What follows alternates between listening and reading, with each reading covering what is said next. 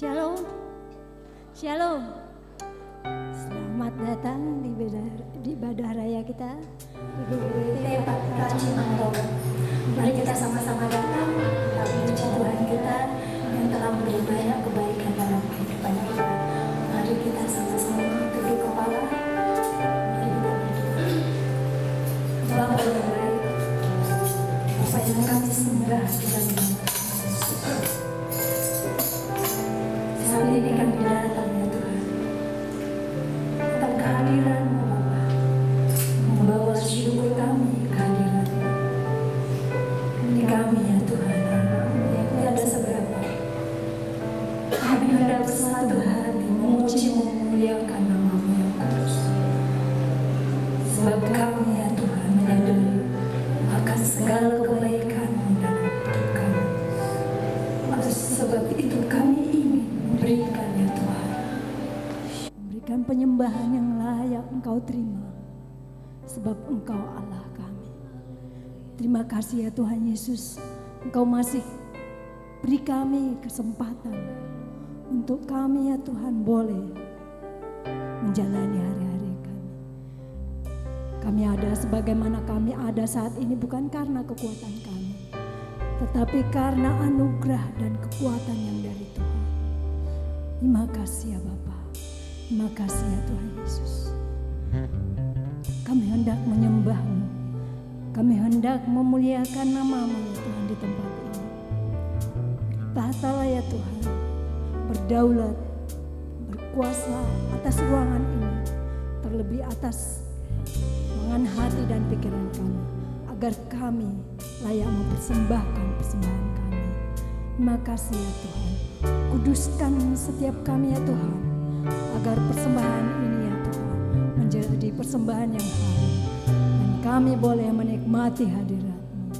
Terima kasih Bapa, terima kasih ya Tuhan Yesus.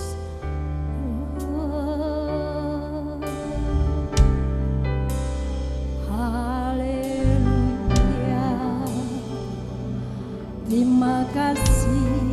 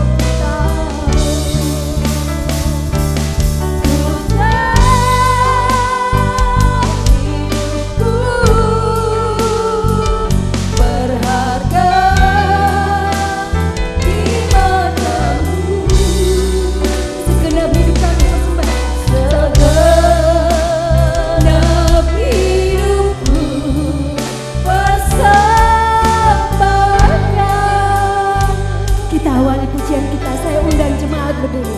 Kita berikan pujian terbaik buat Tuhan kita. Pujian dan syukurku ku bawa padamu dengan rendah hati Tuhan.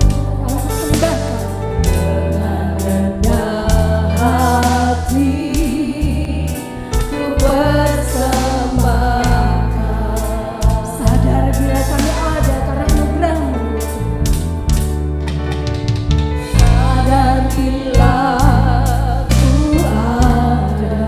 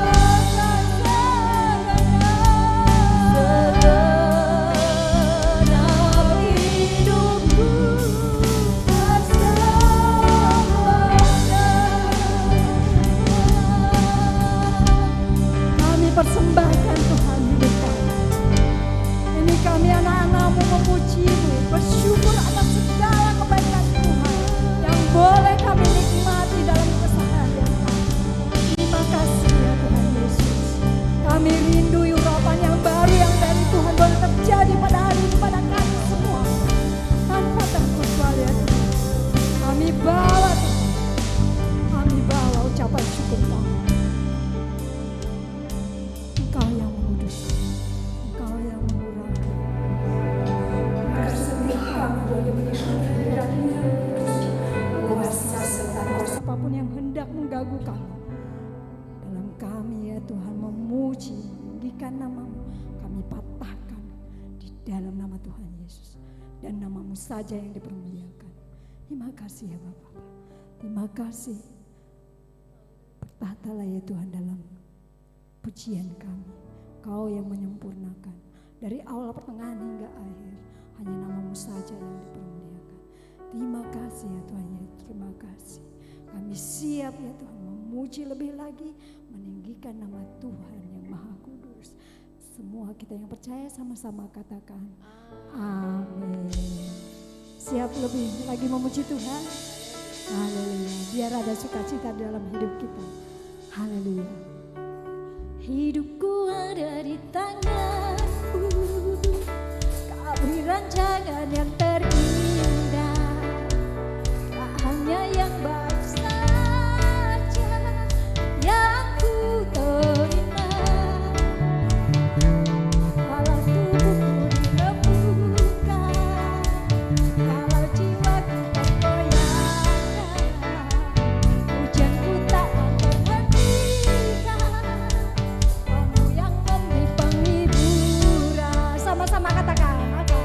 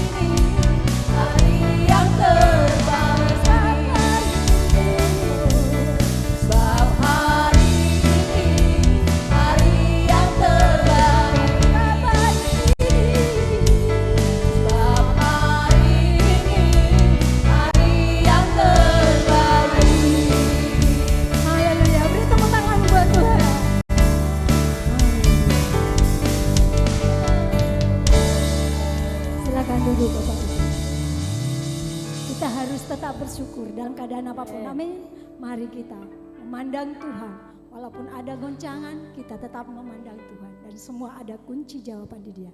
Haleluya. Aku memandang.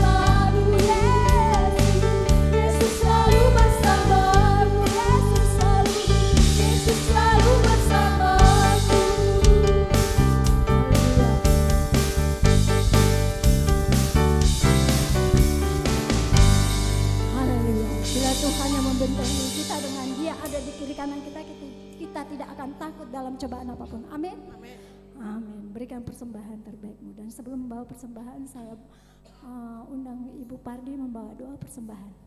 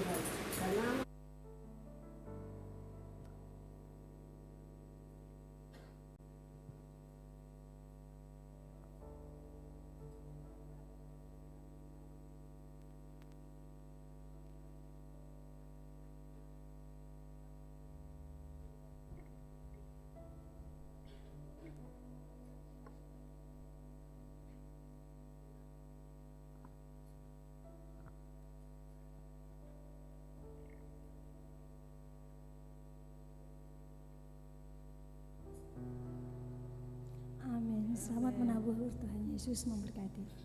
Gandul Gusti.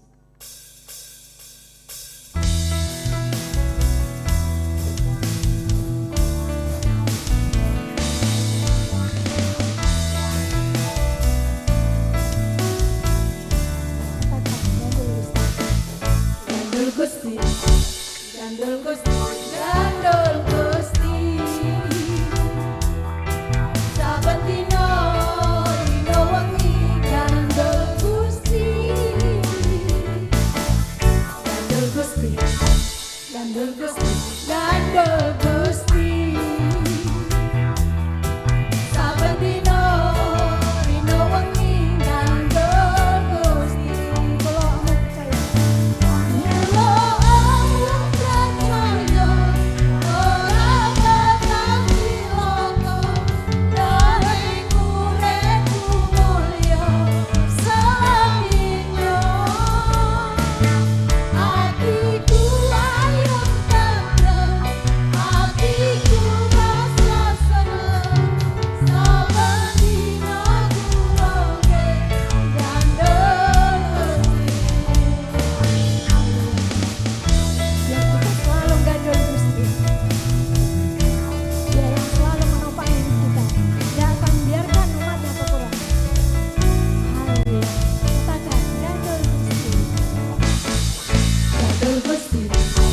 Gandul Gusti, Gandul Gusti.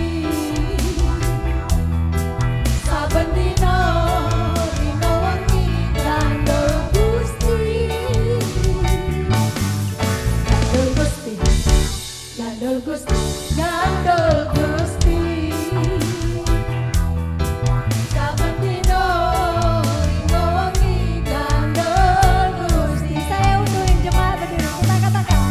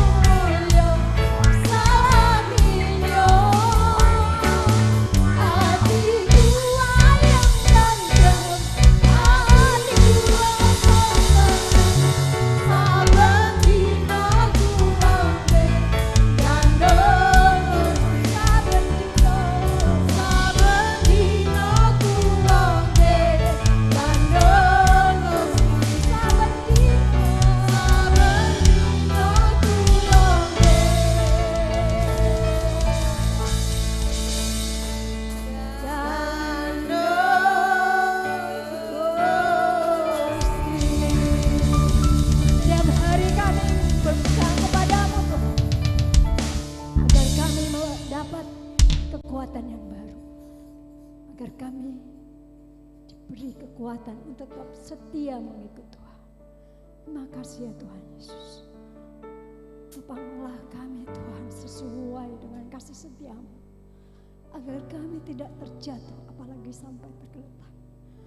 Apapun yang boleh jadi pergumulan kami pada hari ini, kami serahkan ke dalam tangan kuasa-Mu Tuhan Yesus. Sebab Engkaulah kekuatan kami. Sebab Engkaulah Tuhan kami yang tidak akan membiarkan kami dalam kekurangan. Bapak Gembala kami yang akan menghantarkan kami ke padang gurun yang begitu menyegarkan. Terima kasih Bapak, terima kasih ya Tuhan. Kami siapkan hati kami untuk kami boleh diberi firman-Mu, untuk hati kami diisi firman-Mu. Bertahtalah ya Tuhan, agar firman-Mu itu boleh berkembang, berbuah dalam hidup kami. Kami siapkan Tuhan hati kami. Kami siapkan ya Tuhan seluruh jiwa kami, agar kami juga boleh mendapat pengurapan baru pada saat ini. Haleluya, haleluya. Dialah kekuatan kita. Kekuatan di hidupku, ku dapat dalam Yesus. Dia tak pernah tinggalkan. Dia tak pernah tinggalkanku, selalu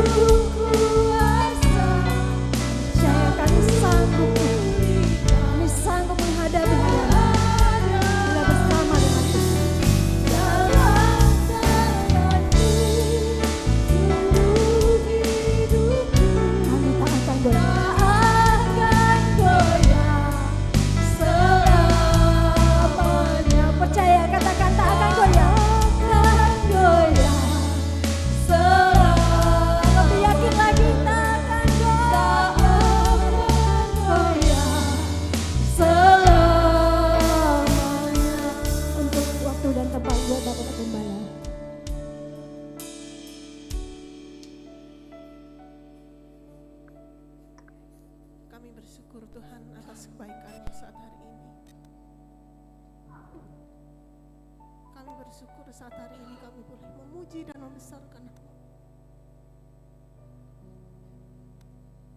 Tuhan. Sungguh Roh Kudus-Mu yang menghibur kami,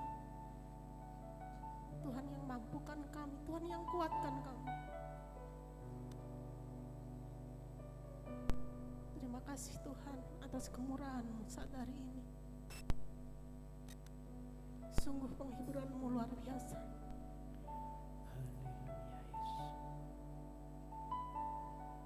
Tuhan, saat hari ini kami akan mendengarkan firman-Mu yang boleh menguatkan hati dan pikiran kami, Tuhan.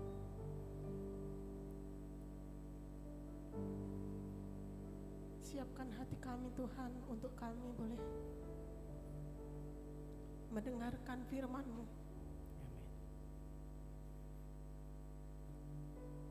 Berkati hamba-Mu yang akan menjadikan saluran berkat untuk kami, Tuhan. Akan semakin hari kami semakin bertumbuh di hadapan-Mu. Terima kasih Yesus. Dalam nama Tuhan Yesus kami berdoa. Amin. Amin. Silakan duduk Bapak Saudara. Shalom. Selamat pagi. Baik, kita akan kembali belajar firman Tuhan. Saya masih meneruskan serial khotbah ya. Jadi kita mau menggali makna kehidupan dari kitab Kejadian. Hari ini kita sampai di Kejadian pasal 2, Saudara. Sebenarnya masih banyak kalau kita mau menggali Alkitab, tapi kita coba urut ya. Kejadian pasal 2 hari ini ayat 8 sampai dengan 14 harusnya, tetapi kita akan membahas ayat 2 sampai ayat 8 sampai 9 saja. Kejadian pasal 2 ayat 8 sampai dengan 9. Dua ayat kita akan membaca secara bersama-sama, Saudara. Kita ketemu katakan amin. Belum bisa tunggu. Kejadian pasal 2 ayat 8 dan 9 kita akan membaca bersama-sama. Kita ketemu? Amin. Baik, kita akan baca bersama-sama. Begini firman Tuhan 2:3. Selanjutnya Tuhan Allah membuat taman di Eden di sebelah timur. Disitulah ditempatkannya manusia yang sesungguhnya itu. Lalu Tuhan Allah menumbuhkan berbagai-bagai pohon dari bumi yang menarik dan yang baik untuk dimakan buahnya, dan pohon kehidupan di tengah-tengah taman itu, serta pohon pengetahuan tentang yang baik dan yang jahat. Amin. Yang berbahagia yang baca firman Tuhan, merenungkan dalam hati dan menjadi pelaku firman dalam hidupnya sehari-hari. Saudara, sebelum saya melanjutkan khotbah ini, saya mau cerita dulu. Saya pernah bekerja di perusahaan suplai pakan udang, pakan bandeng ya. Saudara, kurang lebih 5-6 tahun lah saya di daerah Tuban. Saya itu Tuban, Lamongan, Babat ya, daerah pesisir utara sana sampai di daerah Rembang. Saya jadi suppliernya di situ, saudara. Jadi saudara, ternyata orang yang mau membudidayakan udang faname namanya ya. Jadi bukan udang windu tapi udang faname, udang putih gitu ya, saudara. Itu ada prosesnya dan itu prosesnya enggak gampang, saudara. Memakan waktu berbulan-bulan. Ya, jadi tidak langsung ada tempat kemudian kita kasih, enggak, saudara. Jadi yang pertama dia harus perbaiki pematangnya, dilihat apakah ada yang bocor atau tidak. Ya, itu yang pertama. Dia dipastikan di situ apakah sudah bagus tempatnya ini, ya tambaknya ini. Ya kemudian saudara, setelah itu tambak ini tempatnya ini akan dikasih dengan aliran air yang begitu deras, dengan tekanan yang deras, saudara. Dengan pakai mesin pompa itu dikasih aliran sampai semua keluar, kotoran-kotoran keluar. Ya, jadi itu dialirkan. Saudara, itu yang pakai tanah, ya, ada yang pakai semen gitu ya, saudara. Kemudian setelah dibersihkan baru dikeringkan, saudara. Bersih kering. Setelah kering, kalau dari tanah itu harus kurang lebih 15 hari itu harus sampai tanahnya itu retak-retak. Bagian bawah itu harus sampai nelo, ya, retak-retak gitu. Ya, kalau yang pakai cor ya itu harus dipastikan memang sudah betul-betul kering. Setelah itu apa, saudara? Ya, setelah pengeringan kemudian dikapur. Namanya kapur dolomit, saudara ya. Maka di area sana itu banyak pabrik-pabrik dolomit. Kapur ya putih ya dari batu dolomit itu ya, saudara ya. Itu apa? Untuk menstabilkan pH-nya. Ya. Supaya pH-nya nanti stabil, pH tanahnya dan pH airnya nanti stabil. Ya, setelah itu, setelah dolomit ada lagi namanya proses sterilisasi dengan apa? Dengan kaporit. Jadi ada kaporit yang pakai ember besar-besar itu ya ditabur di situ, saudara. Itu untuk sterilisasi, membunuh hama, membunuh bakteri, ya membunuh hal-hal yang tersisa, bakteri-bakteri patogen yang tersisa itu, saudara. Kemudian baru treatment air. Nah, treatment air yang pertama, pengisian air yang kedua ini sudah beda, saudara. Kalau yang pertama itu dialirkan langsung dari pompa yang bertekanan tinggi itu ya. Nah, yang kedua beda. Yang kedua itu harus pakai treatment. Jadi satu kolam dipakai untuk nampung dulu, baru dialirkan secara pelan ke yang mau di tempat budidaya. Jadi kotorannya tidak masuk. Ya kemudian ini enggak boleh yang tadi sudah ditabur-tabur itu.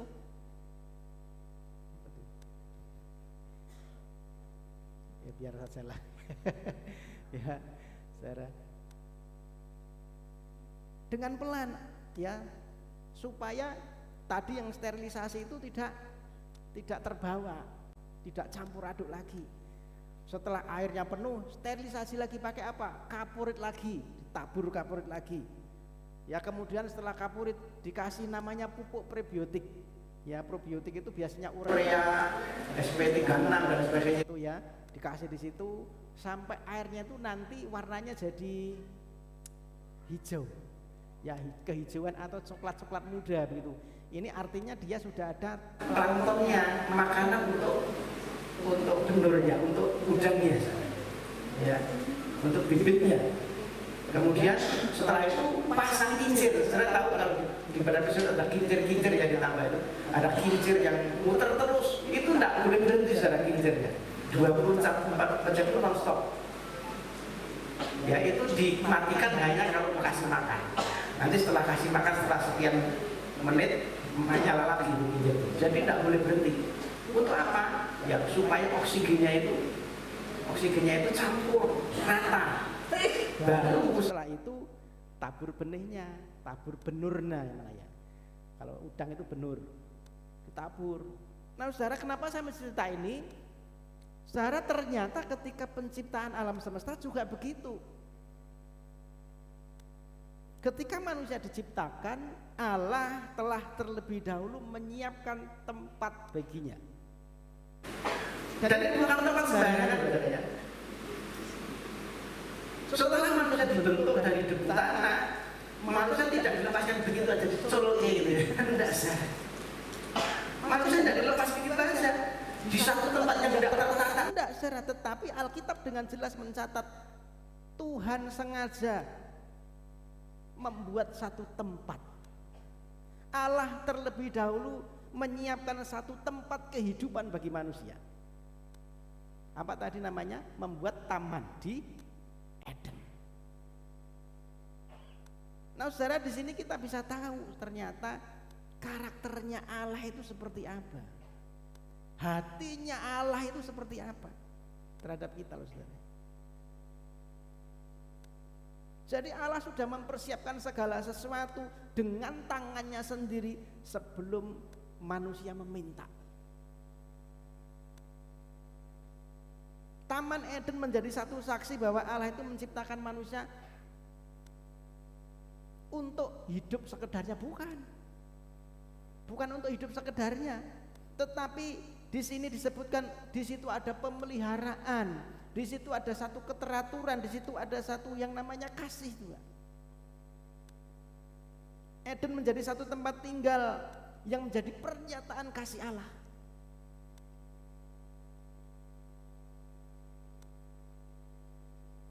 Jadi saudara, kita belajar bahwa ternyata kehidupan manusia itu tidak berdiri kebetulan.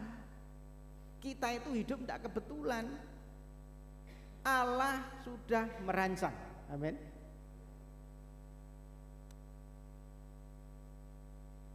Jadi Allah tidak menciptakan manusia, membiarkan kita hidup tanpa memikirkan di mana dia hidup. Dan saudara, tahukah Allah yang sama yang dulu menciptakan Adam dan Hawa, yang menempatkan Adam dan Hawa ini di Eden, dia adalah Allah yang sama yang kita sembah. Amin. Allah yang sama sampai dengan hari ini. Nah, hari ini kita belajar secara melihat siapa Allah kita sebenarnya. Dia yang sudah mempersiapkan semua kebutuhan manusia dengan kasih-Nya. Dia juga menyediakan segala sesuatu bagi kehidupan kita sebelum kita meminta kepada Tuhan. Amin. Adam itu tidak minta, saudara, tapi dia sudah disiapkan. Maka di sini bicara tentang Allah yang menyediakan. Kejadian pasal 2 ayat 8 yang bagian pertama begini. Selanjutnya Tuhan Allah membuat taman di Eden di sebelah timur. Saudara, taman ini tidak muncul dengan sendirinya, bukan karena proses alam. Ya, seringkali kan kita melihat satu peristiwa ya karena proses alam muncul dengan sendirinya, terbentuk dengan, tapi tidak, teks Alkitab dengan tegas menyatakan bahwa Allah sendiri membentuk taman ini. Allah sendiri yang membuat taman ini. Ini bukan pekerjaan malaikat, ini bukan hasil proses alami, tetapi ini karya Tuhan. Amin. Tindakan sadar dari Tuhan sendiri, tindakan aktif dari Tuhan sendiri, di mana Allah itu bekerja dengan tujuan, saudara. Tuhan itu bekerja dengan perencanaan, Tuhan itu bekerja dengan menyatakan kasih-Nya di situ. Jadi Eden, Taman Eden menjadi tempat yang dirancang Tuhan, yang dipersiapkan Tuhan. Sama seperti kalau seorang bapak itu mempersiapkan tempat hidup buat anaknya, ya mungkin dibangunkan rumah. Ya orang tua, ya kalau orang tua yang mampu, dia akan berpikir bagaimana anaknya nanti, maka dikasih rumah, dibangunkan yang bagus. Itu Allah. Memikirkan keamanannya, memikirkan kenyamanannya, memikirkan masa depannya. Jadi secara setiap pohon, setiap apapun unsur-unsur yang ada di Taman Eden itu adalah pikiran Allah, hasil karya Allah. Nah, saudara, ini mengajarkan kepada kita bahwa ternyata sejak awal Allah itu tidak menciptakan manusia itu tanpa rancangan. Allah tidak menciptakan kita itu dalam satu kekacauan. Kekacauan bukan kehendak Tuhan. Ketidakpastian itu bukan kehendak Tuhan, bukan rancangan Tuhan. Allah menciptakan manusia untuk apa? Untuk hidup teratur. Ya. dengan keteraturan, dengan keindahan, dan tentunya dalam pemeliharaan Tuhan. Maka disediakan satu tempat ini. Taman Eden menjadi satu tempat, menjadi satu simbol di mana manusia itu hidup berada di dalam tangan Allah yang teratur dan penuh kasih. Jadi saudara, ketika kita mencermati bagian ini, kita diajak untuk melihat satu kehidupan bukan dari sudut pandang pergumulan kita, saudara. Tapi mari kita lihat kehidupan itu dari sudut pandangnya Tuhan. Nah, seringkali kan kita menilai dengan sudut pandang kita sendiri, dengan situasi kita hari ini, saudara. Merasa hidupnya berantakan hari ini. Kok masalah datang terus, silih berganti. Kok rencananya sudah kita susun dengan baik gagal. Apa yang sudah kita bangun tiba-tiba runtuh. Kenapa aku berdoa ternyata kok enggak ada jawaban, enggak pernah ada jawaban. Nah, dalam keadaan seperti itu, saudara, pertanyaan yang sering jujur muncul itu begini, di mana Tuhan yang sudah merancang yang baik itu? Saudara, pernah mengamati seorang yang membangun rumah, saudara? Kalau kita mengamati orang membangun rumah, ya kita datang ke situ, bagaimana prosesnya, kita akan melihat hal-hal yang mungkin tidak membuat kita kagum. Batu berserakan, banyak kotor sana sini, lantainya mungkin yang belum jadi berdebu, temboknya masih belum selesai, berantakan sekali. Ketika kita hanya melihat prosesnya, karena kita tidak lihat hasil akhirnya, tetapi begitu jadi kita lihat, oh ternyata jadi suatu bangunan yang megah. Nah, seringkali saudara, kita itu berada di posisi seperti itu. Kita hanya melihat debunya, kita hanya melihat suara kebisingan mesin, kita hanya melihat satu kekacauan. Karena apa? Kita hanya melihat sesuatu yang sementara. Tetapi mari kita melihat dari sudut pandangnya Tuhan, tujuan akhirnya. Amin. Nah, saudara, Eden ini menjadi pengajaran bahwa sebelum manusia itu menyadari kebutuhannya, Allah itu ternyata sudah menyediakannya, saudara. Ketika kita belum menjalani, Tuhan itu sudah bekerja di balik layar. Ketika kita belum mengerti maksud Tuhan, Allah itu sudah merancang sesuatu yang sempurna untuk kita, saudara. Nah, Bapak Ibu saudara yang dikasih Tuhan, mungkin hari ini kita merasa kok hidupku kacau ya, kok hidupku berantakan sekali, kenapa aku harus kehilangan pekerjaan misalnya, kenapa usahaku hari ini gak lancar atau seret, kenapa hubunganku dengan beberapa orang jadi retak, relasiku gak baik, dan seolah-olah masa depan kita mungkin gak baik, saudara. Nah, saudara, melalui kisah ini ya, Taman Eden yang disediakan Tuhan, kita diingatkan bahwa Allah kita bukan Allah yang membiarkan anak-anaknya terlantar. Amin. Ia adalah Allah yang sudah mempersiapkan semuanya, bahkan yang terbaik, sebelum kita meminta sesuatu kepada Tuhan. Eden ini bukan permintaan Adam, tetapi Tuhan yang menyediakan. Saudara, kalau hari ini mungkin tampaknya hidup kita belum seperti Taman Eden yang begitu asik, yang begitu indah gitu ya. Namun saudara, paling tidak kisah ini menegaskan satu kebenaran yang menguatkan iman kita, bahwa Allah yang mempersiapkan Taman Eden itu adalah Allah yang masih bekerja sampai hari ini. Amin.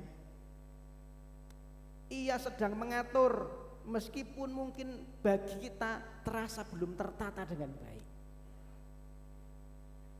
Percayalah bahwa Tuhan tidak pernah meninggalkan kita, saudara. Ia sedang menyiapkan yang terbaik meskipun kita belum melihat hasil akhirnya. Jadi Allah itu menyediakan yang terbaik buat anak-anaknya, buat saya dan saudara. Amin. Ayat 8 bagian B. Selanjutnya Tuhan Allah membuat taman di Eden di sebelah timur. Perhatikan, disitulah ditempatkannya manusia yang dibentuknya itu. Saudara, firman Tuhan melanjutkan, disitulah ditempatkannya manusia yang dibentuknya itu. Di mana? Di Taman Eden.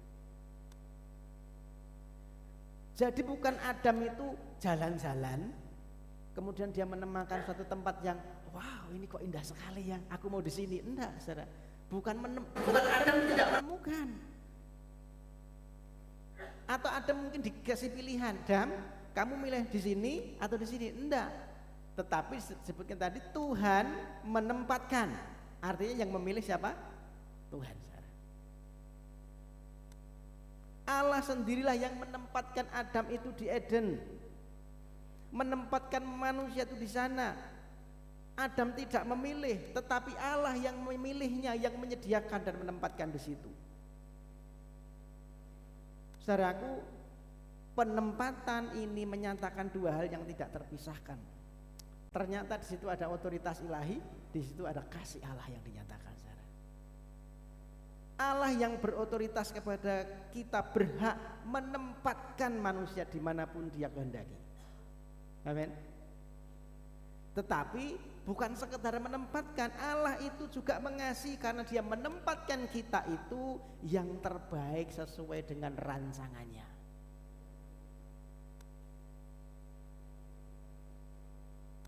Artinya saudara, setiap kehidupan kita itu ada keterkaitan dengan konteks ilahi. Setiap hidup kita yang kita jalani itu ada keterkaitan dengan rancangan ilahi, saudara. Tidak ada manusia yang lahir tanpa maksud Tuhan.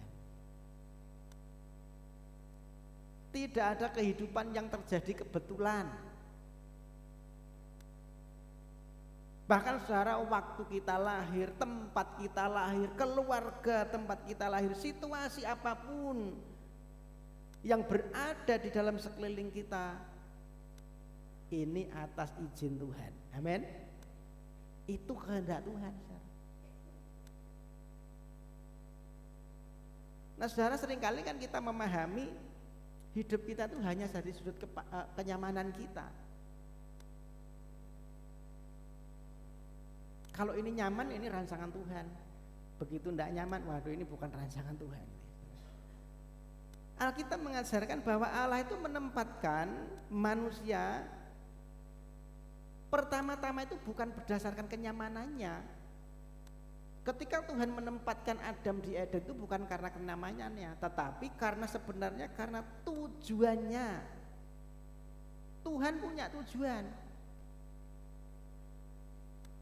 Jadi saudara, Eden ini bukan hanya tempat yang indah, tetapi tempat di mana manusia itu dapat hidup sesuai dengan kehendak Allah. Amin. Makanya ketika di Eden pertama kali, sebelum ini kita bicara sebelum jatuh dosa, saudara ya. Nanti minggu-minggu depan kita bicara kejatuhan dosa. Manusia dengan Allah itu bisa berinteraksi kayak kawan, saudara. Di Eden ini. Tetapi saudara, kan seringkali kita hidup sekarang ini dengan perasaan, wah aku ini salah tempat ini. Kemudian berandai-andai, seandainya aku hidup di keluarga yang kaya raya itu, punya usaha yang rumahnya makro-makro, ya mengandai-andai saudara. Betapa enaknya hidup kita gitu ya. Seandainya aku bisa bekerja di tempat itu, perusahaan itu misalnya. Nah saudara, perasaan ini membuat akhirnya kita mempertanyakan kehadiran Allah dalam kehidupan kita.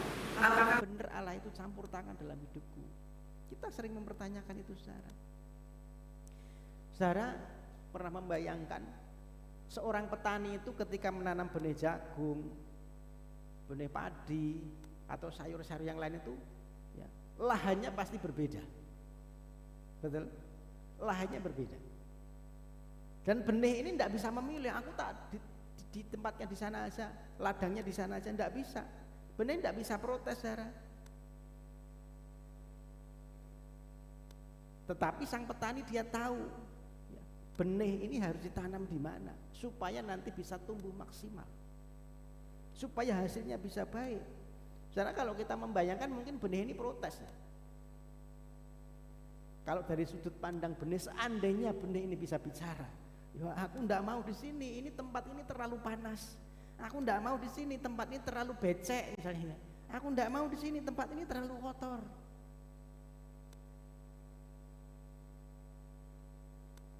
Ya, benih padi itu ndak bisa bicara kalau dia menilai dari sudut pandang benih padi sendiri. Dia mungkin kenapa kok aku ditanam di tempat yang berlumpur seperti ini gitu ya. Kenapa kok aku harus terendam air? Kenapa sih kok aku harus di tempat yang dingin, yang becek, yang enggak nyaman, yang kotor?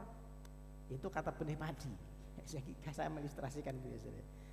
Jadi sana bagi benih padi, sawah berlumpur itu mungkin bukan tempat menyenangkan bagi dia kalau dia suruh milih. Tapi saudara, petani tahu benih padi ini tidak akan bertumbuh dengan baik kalau dia di tempat yang kering. Justru di tanah yang berlumpur, justru di tanah yang penuh air, itulah menjadi satu lingkungan terbaik agar padi ini bertumbuh dengan baik. Amin. Supaya bisa berakar kuat, supaya bisa akhirnya menghasilkan bulir yang berlimpah, yang baik. Nah, demikian juga dengan kehidupan manusia, ya. Ada masa-masa ketika Allah itu menempatkan kita seolah-olah seperti di benih yang berlumpur, di tempat yang berlumpur, di tanah yang enggak baik. Mungkin kita harus mengalami situasi yang sulit, mungkin kita harus mengalami pekerjaan yang sulit, mungkin kita harus diremehkan sama seseorang, mungkin kehidupan kita penuh dengan tantangan. Saudara, kalau itu kita lihat dari sudut pandang kita, nggak ideal, kita nggak mau, saudara, ya, nggak mau kita. Menurut pandang kita, oh itu nggak baik. Kemudian kita berkata, Tuhan, kenapa aku harus di sini?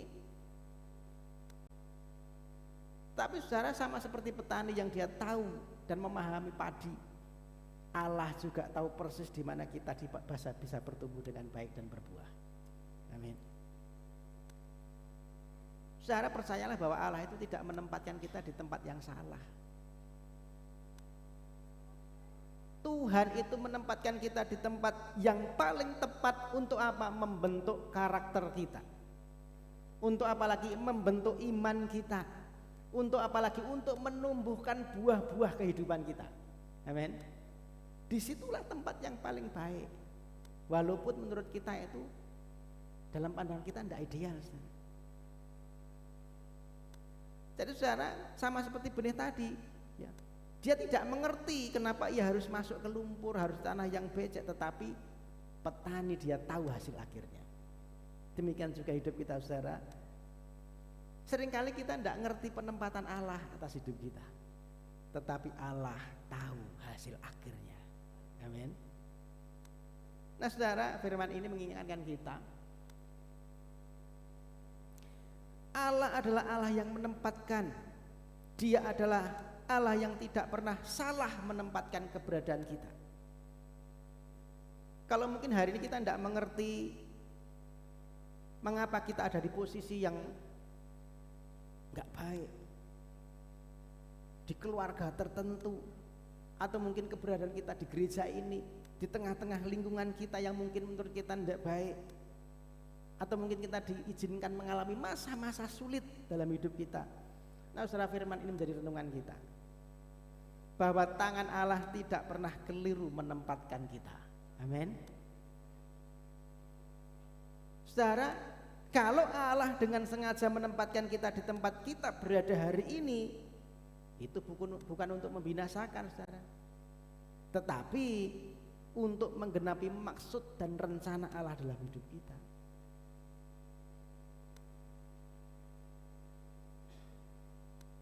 Jadi Allah itu menempatkan kita di tempat yang paling tepat untuk membentuk karakter kita, untuk menumbuhkan iman kita, untuk menghasilkan buah-buah kehidupan kita. Kita tidak bisa protes, tetapi Allah punya rancangan yang baik. Amin. Mungkin lingkungan kita jengkel nih, saudara ya. Waduh, kita nggak kusiji guys, bikin jengkel gitu ya. tapi yakin dan percayalah Tuhan punya maksud atas keberadaan kita. Amin. Saudara, kita kembali ke ayat yang 9.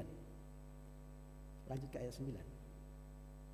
Lalu Tuhan Allah menumbuhkan berbagai-bagai pohon dari bumi yang menarik dan yang baik untuk dimakan buahnya, dan pohon kehidupan di tengah-tengah taman itu, serta pohon pengetahuan tentang yang baik dan yang jahat. Selanjutnya saudara, Alkitab berkata Tuhan menumbuhkan berbagai-bagai pohon dari bumi yang menarik dan yang baik untuk dimakan. Nah saudara, kalimat ini menyingkapkan bahwa Allah bukan hanya menyediakan apa yang cukup, tetapi juga apa yang indah, yang bisa dinikmati. Allah tidak hanya memikirkan keberlangsungan hidup manusia, tetapi juga kualitas hidup manusia.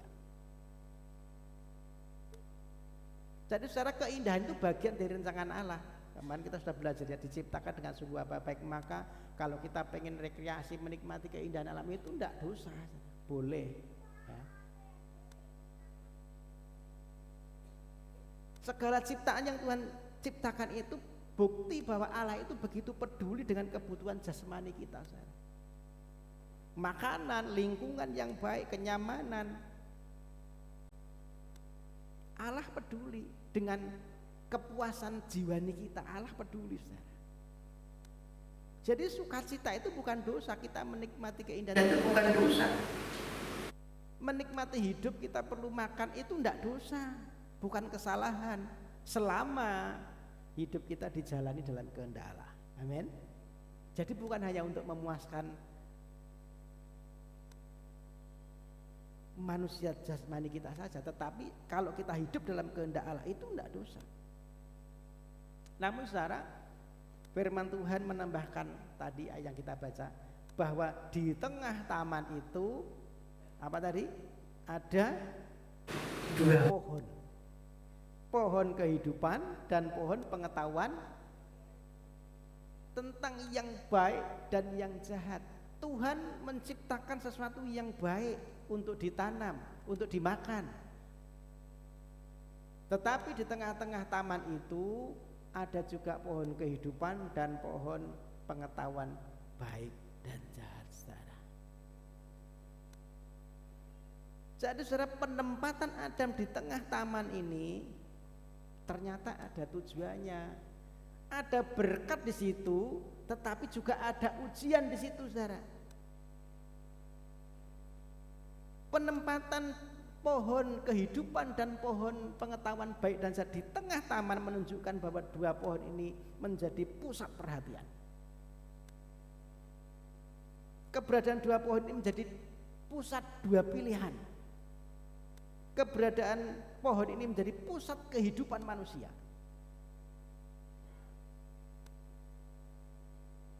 Ini mengajarkan bahwa saudara, berkat kelimpahan yang Tuhan berikan kepada kita itu selalu disertai dengan ujian pilihan dan ketaatan. Jadi saudara, Allah itu tidak menciptakan kita seperti robot. Ya. Hanya menikmati tanpa memilih. Sejak awal hidup manusia itu mengandung pilihan moral. Kebebasan itu menjadi anugerah sebenarnya buat kita. Tetapi kebebasan itu selalu memanggil manusia untuk bertanggung jawab di hadapan Allah atas pilihannya. Cara pohon kehidupan itu melambangkan ketergantungan kita kepada Allah sebagai sumber kehidupan. Sementara pohon pengetahuan ini melambangkan keinginan manusia, di mana manusia ini pengen menjadi pusat hidupnya sendiri. Manusia pengen menentukan yang baik menurut versinya sendiri. Manusia pengen menentukan hidupnya tanpa bergantung kepada Allah yang memberi kehidupan. Itu pohon pengetahuan yang baik dan yang jahat. Demikian dengan berkat Allah yang Tuhan berikan dalam hidup kita, saudara. Tuhan memberikan sesuatu yang baik atas hidup kita, selalu juga menempatkan kita di dalam pilihan. Allah memberikan kita kesehatan, Allah memberi kita pekerjaan yang baik. Allah memberkati usaha yang baik, keluarga yang baik, memberikan kita keberhasilan. Namun seringkali saudara, manusia itu menikmati berkat tanpa bertanya kepada Tuhan, tanpa bertanggung jawab kepada Tuhan. Berkat yang seharusnya menjadi ucapan syukur kita justru membuat kita merasa, sudahlah, nggak perlu Tuhan, aku dengan berkat ini saja cukup, nggak perlu Tuhan. Nah saudaraku, dalam kehidupan modern seringkali hal-hal yang indah, yang dimandang menyenangkan untuk bisa kita nikmati, apa itu teknologi, hiburan, kenyamanan, segala pencapaian kita, itu Tuhan berikan. Kita melihat hari-hari ini dunia semakin canggih saudara, yang bisa kita nikmati. Namun di tengah semuanya itu saudara, kita juga harus refleksi diri, kepada siapa kita bergantung. Apakah kenyamanan, apakah berkat Allah itu membuat kita makin dekat kepada Tuhan, atau justru membuat pilihan kita sendiri untuk tidak memerlukan Tuhan. Saudara, ketika Tuhan membuat taman di Eden dengan segala keindahan dan kenyamanan, di situ juga ditempatkan 2 pohon yang menjadi ujian bagi hati kita. Kemana kita memilih?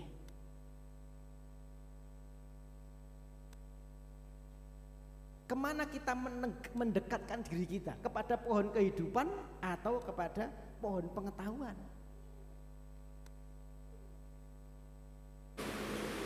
Pilihan tanpa Allah tidak pernah membawa kita kepada satu kehidupan yang sejati. Saudara, karena apa? Karena kehidupan sejati hanya ditemukan ketika manusia itu tetap hidup dalam ketergantungan kepada Tuhan, Sang Pemberi hidup yang sejati. Saudara, Tuhan menempatkan Adam dan Hawa dengan pilihannya, tetapi juga dengan konsekuensinya. Saudara. Dan kita mengerti sejarah, Alkitab tidak menutupi fakta bahwa ternyata Adam dan Hawa gagal di dalam menentukan pilihan. Di tengah taman yang indah, manusia memilih jalan yang salah. Ia lebih tertarik kepada pohon pengetahuan. Ia lebih tertarik kepada kehidupan yang tanpa Allah daripada kehidupan yang bersama dengan Allah. Nah, saat itu Eden tidak lagi menjadi tempat tinggal manusia, karena pada Eden akhirnya manusia dibuang dari Eden, diusir dari Eden. Pohon kehidupannya masih ada, saudara, tetapi manusia tidak bisa mengakses lagi kepada pohon kehidupan. Kalau kita membaca kisahnya, ditempatkan kerup yang menyala-nyala untuk menjaga ke pohon itu, saudara. Tertutup. Gerbang ke pohon kehidupan tertutup, hubungan dengan Allah rusak, keindahan berubah menjadi satu kutukan, kecukupan berubah menjadi satu ketakutan dan kekosongan. Pilihan kita akhirnya menimbulkan penyesalan. Nah, saudara, perenungannya, ketika manusia telah kehilangan kenyamanannya di Taman Eden, kehilangan pohon kehidupan, kehilangan keindahan, kehilangan akses kepada kehidupan yang sejati, apakah Tuhan berhenti di situ? Enggak, saudara. Kegagalan manusia dalam menentukan pilihan justru menjadi titik Injil mulai bersinar. Allah yang menanam Taman Eden adalah Allah yang sama, yang tidak menyerah terhadap manusia yang jatuh. Kisah Alkitab tidak berhenti di taman yang hilang, tetapi bergerak menuju satu taman kehidupan yang baru. Di Eden pohon kehidupan berdiri sebagai sumber hidup, tetapi akses ke sana tertutup. pohon kehidupan menjadi sumber kehidupan. Selama manusia bergantung kepada Allah, maka kehidupan itu akan terus mengalir. Namun saudara, kisah Alkitab mencatat bahwa karena dosa, manusia harus dijauhkan dari pohon kehidupan. Dan disinilah Yesus Kristus masuk ke dalam kisah manusia, ke dalam kisah saya dan saudara. Jika di Eden manusia kehilangan hidup karena satu pohon, tetapi di Golgota Allah memulihkan kehidupan itu melalui sebuah kayu salib.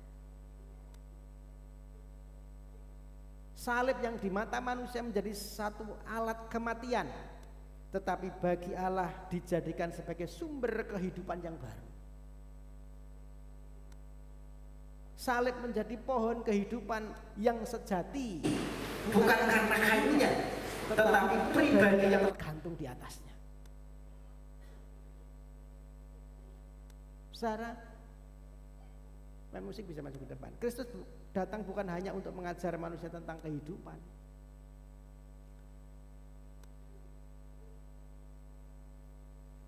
tetapi untuk menjadi hidup itu sendiri. Yesus tidak hanya menunjukkan jalan untuk kita bisa kembali ke Taman Eden, tetapi Ia sendiri jalan itu. Amin. Di dalam Kristus manusia yang terbuang dipanggil untuk pulang kembali. Manusia yang terpisah diperdamaikan kembali. Manusia yang mati oleh dosa ditawarkan satu kehidupan hidup kekal. Jika di Eden manusia pertama gagal dalam menentukan pilihan, maka di dalam Kristus Allah sendiri mengambil inisiatif. Adam pertama gagal, tetapi Adam kedua Kristus taat sepenuhnya, tidak pernah gagal. Ia harus bergantung di kayu salib agar manusia kembali menjadi milik Tuhan dan memperoleh kehidupan yang sejati. Nah, hari ini saudara, kita masih hidup di tengah-tengah dunia modern penuh dengan keindahan, penuh dengan kenyamanan, tetapi juga penuh dengan kehampaan dan kekosongan. Banyak orang menikmati buah-buah Eden modern, saudara ya. Keberhasilan, kenyamanan, pengetahuan, hiburan, pencapaian. Menikmati semua itu, tetapi jiwanya masih kosong. Kenapa? Karena kehidupan yang sejati tidak ditemukan dari apa yang dipandang indah yang bisa kita nikmati. Karena kehidupan sejati bisa kita nikmati dari siapa yang menjadi sumber hidup itu. Saudara, hari ini kita belajar bukan hanya mengagumi Eden dengan keindahannya, tetapi hari ini kita diajak untuk datang kepada Kristus. Amin.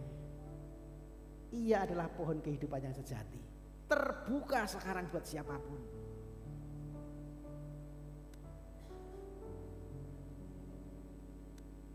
Ia adalah kehidupan yang tidak dapat direnggut oleh dosa, tidak dapat direnggut oleh maut, karena maut sudah dikalahkan. Dan barang siapa datang kepadanya bukan hanya dipulihkan, tetapi diberi hidup kekal. Maka saudara, di dalam Kristus Allah mengundang manusia untuk kembali pada kehidupan yang sejati. Yohanes pasal 14 ayat 6 berkata apa? Akulah jalan, kebenaran, dan kehidupan. Tidak seorang pun sampai kepada Bapa kalau tidak melalui Aku.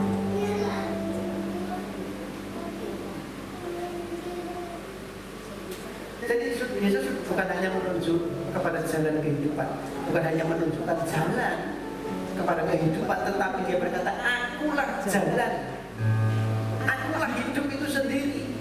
Dialah kehidupan itu sendiri. di dalam Kristus yang mati menjadi hidup,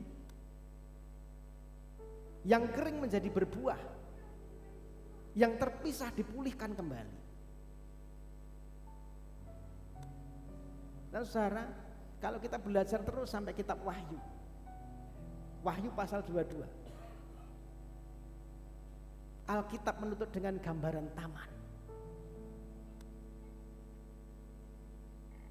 Di situ ada pohon kehidupan, ada sungai kehidupan. Nanti baca sendiri Wahyu pasal 22. Ketika Allah menciptakan pertama kali dengan taman, di dalam kisah Wahyu, Allah menutup dengan taman. Dan taman kehidupan itu kita temukan di dalam Kristus. Amin. Saudara, marilah kita hidup di taman yang Allah sediakan. Hidup dalam kehendak dan pemeliharaannya. Dan hari ini saudara, Kristus berdiri sebagai pohon kehidupan buat kita. Datang kepadanya dan terimalah hidup kekal.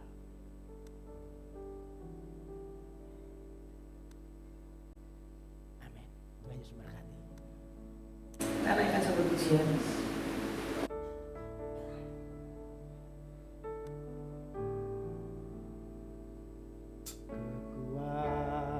Kekuatan di hidupku, ku dapat dalam Yesus. Tak pernah tinggalkanku, setia menolongku.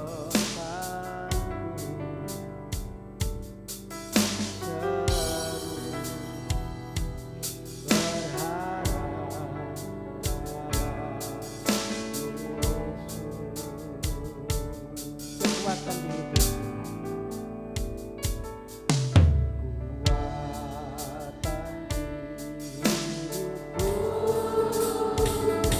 ku dapat dalam Yesus.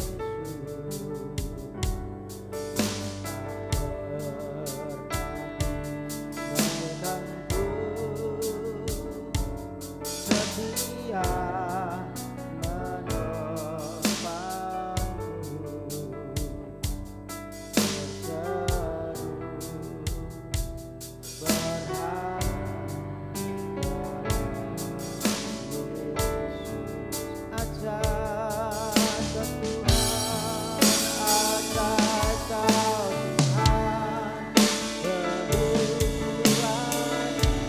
sanggup memulihkan kehidupan dalam tanganku, hidup tak akan goyah. Ajar kau Tuhan, ajar kau Tuhan. Mari kita balik berdiri.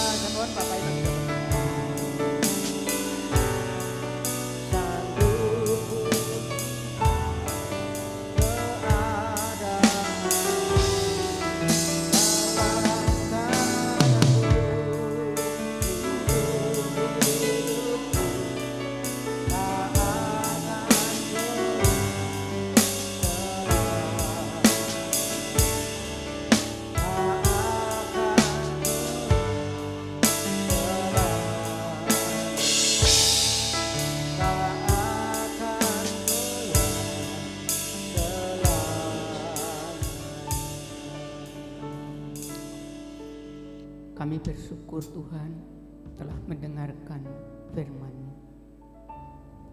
Kami sadar sesuatu yang hilang telah kami temukan. Di dalam Tuhan Yesus kehidupan kekal telah Tuhan anugerahkan kepada kami. Kehidupan Kristus biarlah mengalir dalam hidup kami. Terima kasih Tuhan. Kami bersyukur untuk janji firman-Mu. Karena Engkau Allah yang setia menggenapi janji-Mu.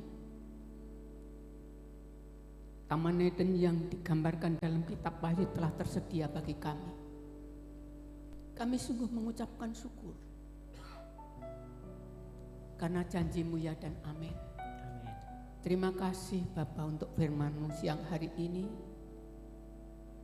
Dengan pertolongan Roh Kudus, biarlah kami menjadi pelaku-pelaku firman-Mu. Terima kasih Bapa, kami menyerahkan hamba-Mu yang Tuhan telah pakai untuk menyampaikan firman-Mu pagi hari ini. Kami menyerahkan sisa hidupnya supaya Tuhan pakai untuk menggenapi rencana-Mu. Terima kasih Bapa. Di dalam nama Tuhan Yesus Kristus kami mengucapkan syukur untuk firman-Mu ini. Haleluya. Amin. Terima kasih. Silakan duduk Pak Saudara.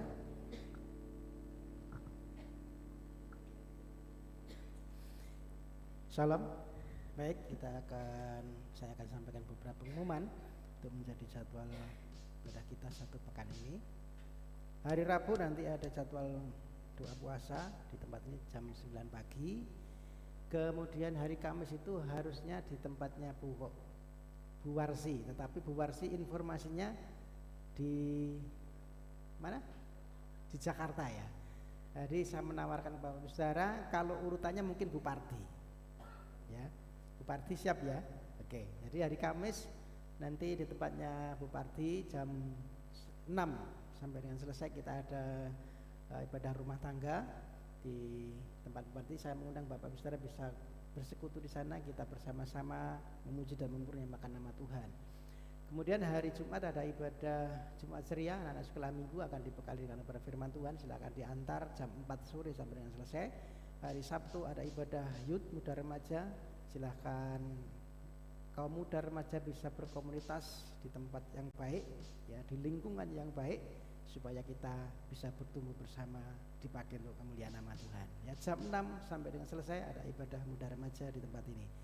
Dan kembali saya mengundang Bapak Saudara hari Minggu jam 9 pagi kita ketemu kembali dalam ibadah raya, ibadah umum. Saya mempersilahkan Bapak Saudara bisa hadir dengan kenalan dengan saudara, anak istri semua bisa diajak untuk kita bisa bersama-sama bertumbuh di tempat ini, dipersiapkan Tuhan untuk memperoleh taman kehidupan. Amin. Tuhan Yesus berkati. Kita akan akhiri pada pagi hari. Silakan kita berdiri. Kita akan tutup dalam doa.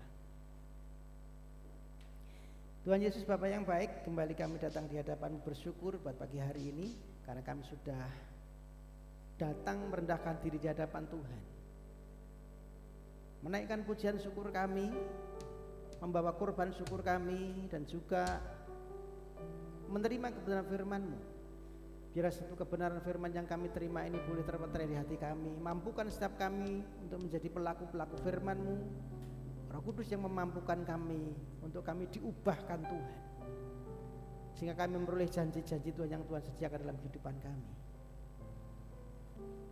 Bapa, kami berdoa untuk setiap umat-Mu yang hari ini sudah datang merendahkan diri di hadapan-Mu. Engkau tahu setiap pergumulannya masing-masing.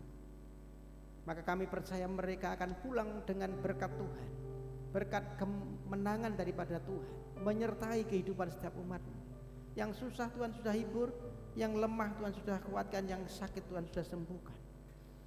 Persoalan, pergumulan apapun yang Tuhan izinkan hari ini, itu bukanlah satu kebetulan.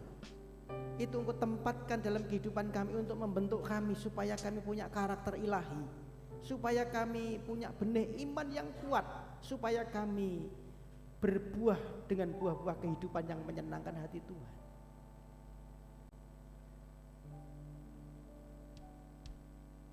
Pergumulan apapun yang Tuhan izinkan punya maksud untuk membentuk kehidupan kami makin indah di hadapan-Mu. Bapak, kami juga berdoa yang memberikan keturunan beri keturunan, yang memberikan pasah hidup beri pasah hidup yang sepadan, yang memberikan pekerjaan beri pekerjaan yang terbaik daripada Tuhan. Kami berdoa yang tidak bisa hadir juga melawat mereka, apapun pergumulannya Tuhan, Engkau menolong mereka. Tangan kasih-Mu senantiasa menuntun kehidupan setiap kami Tuhan, untuk kami berjalan di dalam kebenaran-Mu. Berdoa mereka dalam pemulihan, Pak Parto, Bu Parto begini, Bu Care, Bu Darmo, Bu Pardi, Bu Markamah, Pak Dianto, Pak Oskaria, Lia, dan siapapun yang tidak sempat kami sebutkan, mereka dalam pemulihan kesehatan, Tuhan pulihkan dengan sempurna. Yang usia lanjut berkati kesehatan, panjang umur, perlindungan dan penyertaan Tuhan. Terima kasih Bapak, ini hidup kami hanya berserah kepada Tuhan. Engkaulah pohon kehidupan kami, sumber kehidupan kami, yang punya rancangan yang terbaik dalam kehidupan kami. Dan kami menyerahkan segenap hidup kami kepada Tuhan. Kami percaya pulang dari tempat ini, pulang dengan kemenangan, pulang dengan berkat-berkat Tuhan. Berkat di dalam pekerjaan kami. Engkau menyediakan keberhasilan atas apa yang kami kerjakan dengan tangan kami. Engkau yang membawa kami terus naik dan tidak turun menjadi kepala dan bukan ekor seperti janji firman-Mu. Engkau yang memberkati hidup nikah kami, rumah tangga kami, anak-anak kami ada dalam berkat dan penyertaan Tuhan. Dimanapun kami berada, Tuhan menyertai dan memberkati kami. Sekarang Bapak Ibu Saudara yang kekasih, mari kita pulang dengan berkat-berkat terbaik daripada Tuhan. Arahkan pandangan ke surga, terimalah berkat terbaik. Tuhan Yesus memberkati engkau. Tuhan Yesus melindungi engkau. Tuhan Yesus menyinari engkau dengan wajahnya dan memberi engkau kasih karunia. Tuhan Yesus menghadapkan wajahnya kepadamu dan memberi engkau damai sejahtera. Terimalah berkat yang terbaik ini. Berkat Bapa, cinta kasih Tuhan Yesus Kristus dan persekutuan Roh Kudus menyertai hidup kita mulai hari ini sampai dengan selamanya. Di dalam berkat nama Tuhan Yesus Kristus, mari kita percaya berkata sama-sama, amin.